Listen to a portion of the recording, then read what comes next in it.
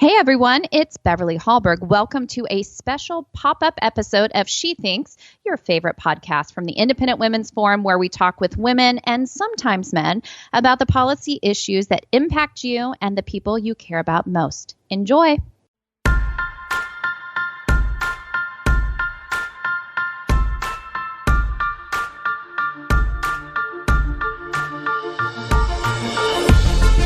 Hi there, I'm Ginny Gentle, Senior Fellow at Independent Women's Forum. I'm joined today by a special guest to discuss school choice and empowering parents to take control of their children's education.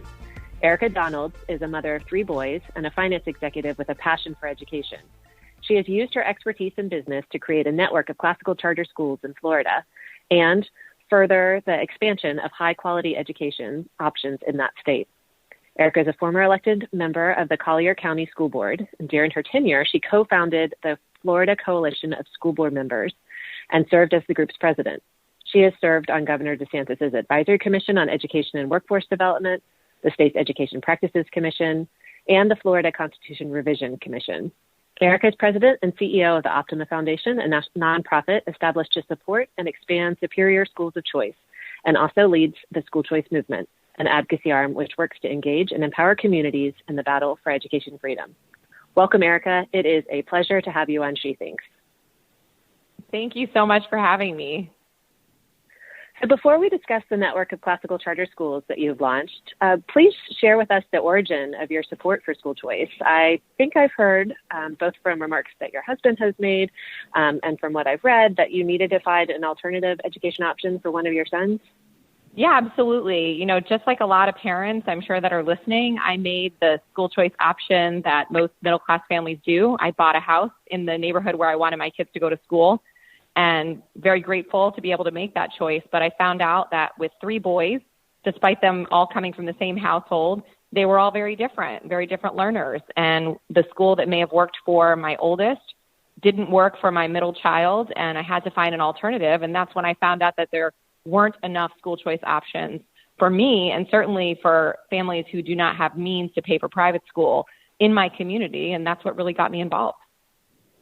So what kinds of schools have your sons attended? I believe, is your oldest in college now? Like, you've kind of walked all the way through the K-12.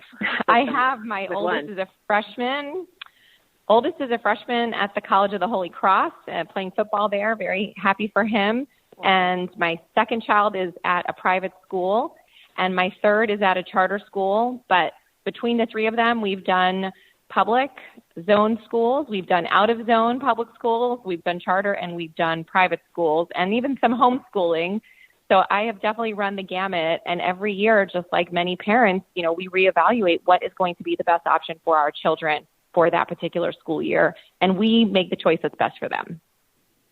So how do you go about that process when you're evaluating education options? Like, how do you decide we need to transfer from one school to this other one? Well, certainly if a school is working well for a child, you don't feel like you need to make a change, that's great. But when it's not working, or when you're transitioning perhaps from elementary school to middle school, there are a lot of factors to consider: the child's personality, what their interests are, the types of education that are being offered, the reputation of the schools.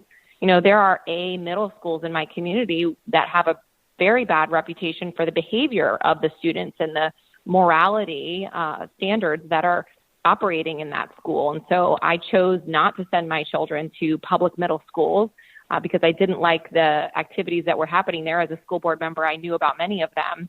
And so I think for every family, there is a lot that goes into selecting a school. Sometimes it's just convenience, because parents want to spend as much time with their children as possible, and they might want to have a school near their place of work, so they have those drive times and that they're nearby to go and visit their children at lunchtime. But I feel like parents need to make those decisions on what their priorities are, whether it's the curriculum, the location, or just the environment of the school and what's going to be best for their kids. That absolutely makes sense. And it could change over time, those criteria as you're evaluating each year, right? Absolutely. And for each child. Mm-hmm. So I've been following your career a bit from afar, and I've been reading about your accomplishments over the years. And I've gotten the impression that when you encounter a problematic barrier, you don't just find a way around the solution, you actually create a very concrete solution. So, for example, while you were serving on your community school board, you founded the Florida Coalition of School Board Members, partially in response to the existing Florida School Boards Association's opposition to school choice. You didn't just protest their opposition to school choice, you founded a competing organization, which is awesome. So tell us about your approach to overcoming the traditional public education system's opposition to innovation. Yeah, that was a pretty epic move on our part. And the Florida School Board Associations, of course, did not like that we provided an alternative for school board members to belong to an organization that actually aligned with their values.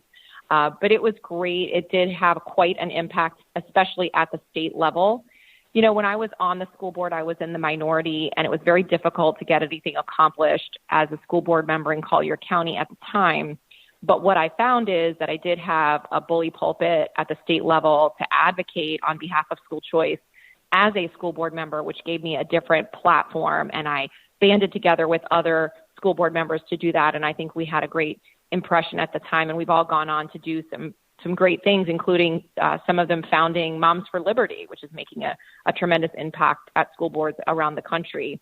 But you're right, that is something that has been a staple of my career, both in business and now in education. I am a no excuses person, and I am focused on results. I don't want to hear any excuses. I want to hear, how are you going to overcome this problem? And what we find in traditional education and the establishment education system is a lot of excuses and not a lot of solutions and innovation.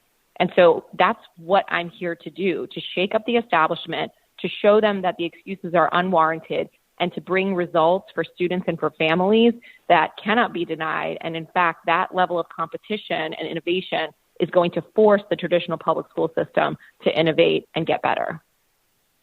Well, we at IWF absolutely agree with your goals there, and definitely want to support your work. And thank you for talking with us today about what you're doing. It's encouraging. You founded this organization, School Choice Movement.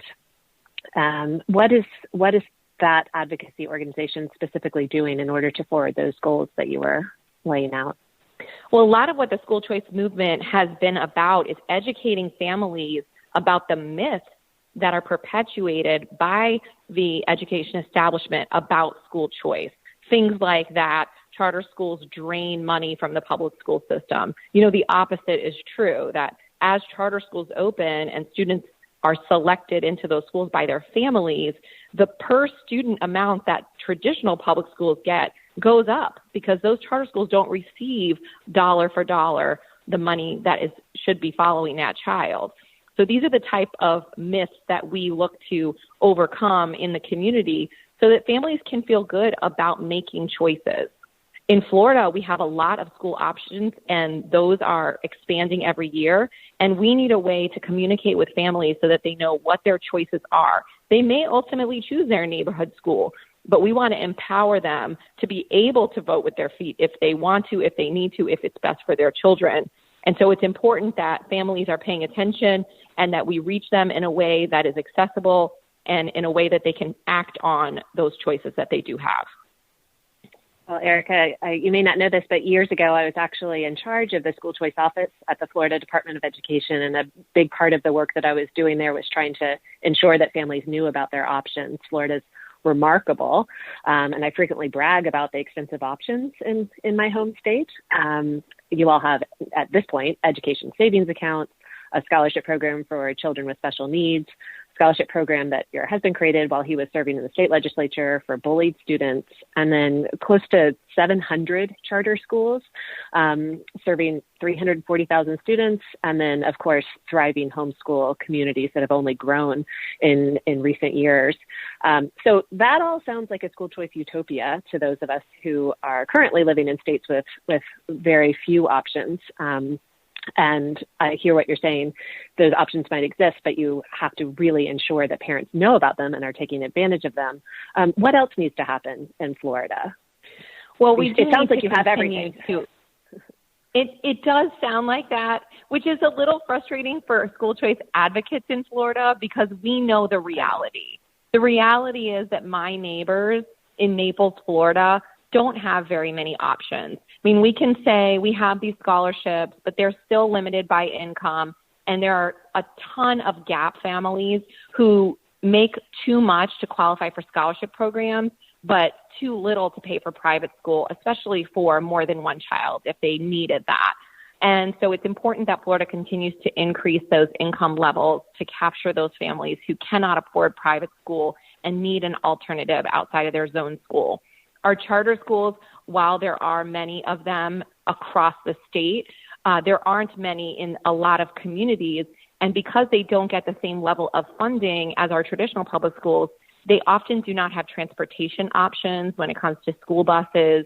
And so they aren't as accessible as we need them to be for families who require an alternative. So while we are the school choice state, and I fully embrace that, and I'm very proud of what our state has done, there's so much more to be done to really hang the banner, so to speak, and other states to follow along, where every single family has multiple options to select what's best for their students. If families did know about the scholarships that are available to them and they took advantage fully of those scholarships, there would be nowhere near enough private school seats taking scholarships to meet the need and the demand that would take place. So we have to keep working on the supply side and increasing eligibility. And we have to also work, in the demand side, increasing eligibility, but also the supply side, bringing high quality private schools as well as charter schools in order to meet those demands and increase funding for charter schools to allow them to make it more accessible through transportation. Well, Erika, you practice what you preach. You have founded the Optima Foundation, which is launching a network of charter schools, not just in your community, but elsewhere in the state as well. So you're addressing the supply side. You're creating these charter schools. Tell us about these schools and the philosophies behind them. I understand they're classical charter schools. Yes, I fell in love with the classical model of education when I was looking for school choice, as I said earlier, for my middle son. And he went from a traditional, more progressive environment into the classical environment, and it was night and day.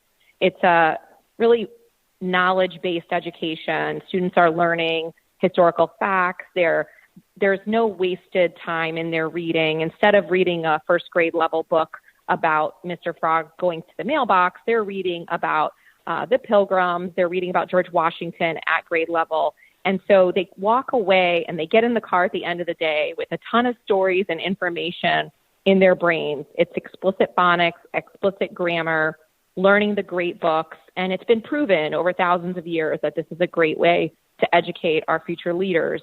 So what I did was create this organization based on my business background as a CPA and a former CFO, compliance officer for an investment management firm that manages the entire business side of charter schools, which we know is one of the major reasons why charter schools struggle, is because these are multi-million-dollar businesses and they need professionals to run that side of things so that the academic professionals can focus on that most important work, and that is meeting the needs of our students and our families.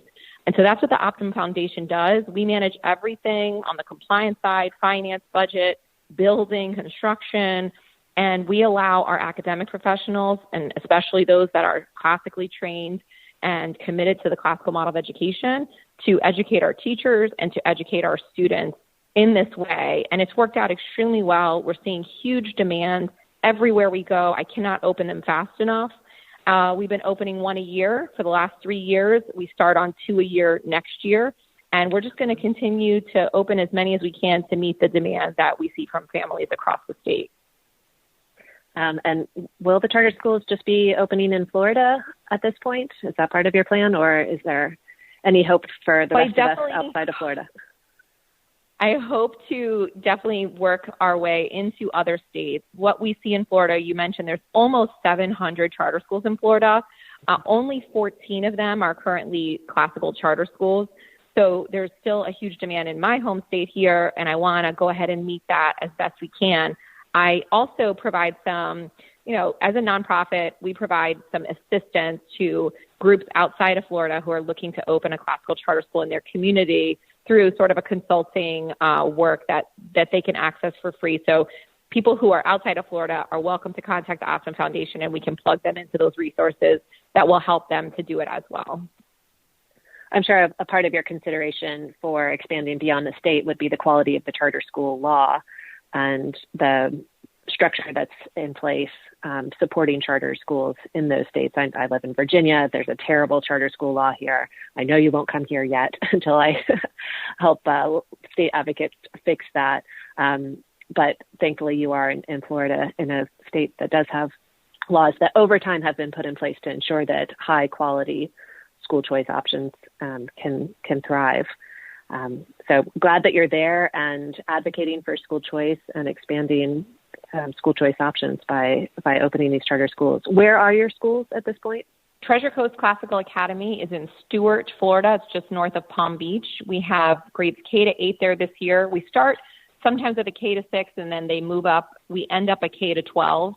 But there's 1,200 students at TCCA with another over 700 on the waiting list. And we're opening a high school there, getting started on that construction. And we're also going to open a second location in Martin County in that community, seeing all that demand. We have a Jacksonville school, Jacksonville Classical Academy near downtown. Also, that opened last year in the middle of the pandemic. And we're opening a second Jacksonville location next school year. And Naples Classical Academy opened this year. Next year, not only do we have that Jacksonville school opening, but we're also launching Optima Classical Academy, which is an online classical school. It's going to be available across the state of Florida as a public option. And it's a really exciting project that we've been working on. And in response to the pandemic, really, and the lack of quality online options that we've seen, not just in Florida, but across the country, we're going to bring a classical model of education online and deliver the live instruction through virtual reality. So it's going to be an immersive classroom environment that can also be transported to the Constitutional Convention or outer space or ancient Rome, and the classroom can really be part of the experience for our Optima Classical Academy students. Now that will reach across the nation a lot sooner than our brick and mortar schools will. Erika, that's exciting. I didn't know that was part of your vision, and I'm thrilled that we're able to share that plan with the IWF listeners. The Independent Women's Forum recently launched a Kids First campaign that was designed to gather parents and teachers' thoughts on school choice. And we've already received over 400 submissions. These are people telling their school choice stories or saying that they so wish they had school choice in their communities. As we wrap up, are there words of encouragement that you would offer these parents who are hoping for school choice? Well, I think how we started in Florida was an advocacy at the state level, as you said, to make the laws more friendly for choices coming into the state. There are a couple different things that are low-hanging fruit, perhaps. One of them is public school choice, to open up the zone lines within your community. If there's room in another public school that you want your child to go to, why can't you select that school? And we've done that in Florida, and even that creates some competition among your zoned schools, your district-run schools. So that's one thing that could be advocated for. The other thing is to try to start a school. If you are able, if you have any charter school laws, find a group of people that can come together as a team and put together a school. It is hard. It is a ton of work, and it takes a lot of expertise, but those resources are out there in every state that has some sort of charter school law or private school choice. There are lots of organizations out there that have the wherewithal to provide resources to families and to community teams to put these schools together. I really feel like the only way to change the education system is to compete with them and to provide a free market for families to choose from. And in every state that we're able to do that, we need a lot of soldiers on the ground to work together towards that end. So I would just encourage them to become advocates as much as possible, whether it's at the state level or at their local district, to increase competition in any way possible. Well, thank you so much, Erika, for being a leader in the school choice movement and for sharing your story with us today and inspiring those of us listening to you to go and do more and change the culture of education and change the options that are available to students. And thank you for taking time out of your busy schedule to join us today. Well, I'm thrilled to get the word out and hopefully inspire some other people that if I can do it, I'm just an accidental expert in school choice and in charter schools, simply because as a mom, I was fed up with not having the options I was looking for my children. Other people can do it. You can get involved. It is accessible. Don't let the bureaucracy tell you that you're not equipped, because you can be equipped. And you can go to optimaed.org and contact me, and I'll be happy to plug the listeners in with the right organizations in their state. Wonderful. Thank you so much, Erika. So for those of you who are listening, we hope that you take away something new from today's conversation. And if you enjoyed this episode of She Thinks or like the podcast in general, we'd love if you could take a moment to leave us a rating or review on iTunes. This helps ensure our message reaches as many Americans as possible. Share this episode and let your friends know that they can find more She Thinks episodes on their favorite podcast app. From all of us here at IWS, thanks for listening.